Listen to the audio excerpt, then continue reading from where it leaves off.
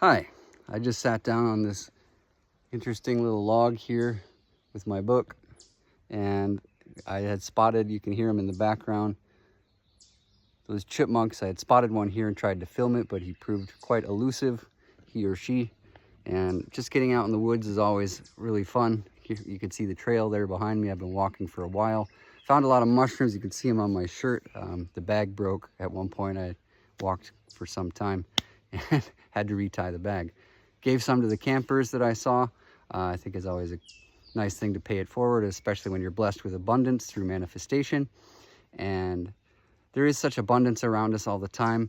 That's one of the beautiful, beautiful things about the daily contemplative and meditative practices, devotional practices. They help us to see the abundance that's there right in front of us, and even at some point to learn to materialize what we need, and even more so that we can continue to share. I felt that very strongly with that blessing of those mushrooms that came to me, and I was able to share that with some happy campers, literally.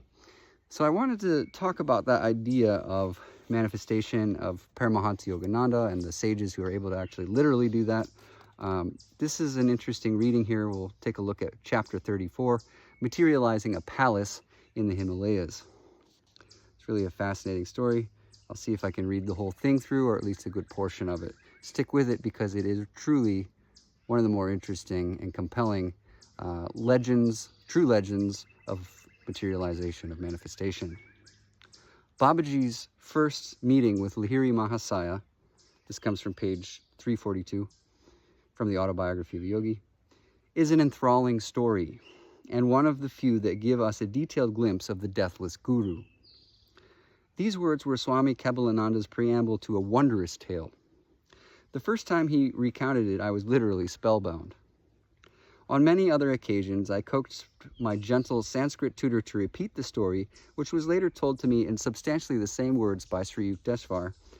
Both these disciples of Lahiri Mahasaya had heard the awesome tale direct from the lips of their guru. My first meeting with Babaji took place in my 33rd year, Lahiri Mahasaya had said, in the autumn of 1861. I was stationed in Danapur as an accountant in the military engineering department of the government. One morning, the office manager summoned me. Lahiri, he said, a telegram has just come from our main office. You are to be transferred to Raniket, where an army post is now being established. With one servant, I set out on the 500-mile trip. Traveling by horse and buggy, we arrived in 30 days at the Himalayan site of Raniket. I'm going to pause there and pick up the story in a minute where I can set this tripod down and have a little more stable platform. Join me in just a minute.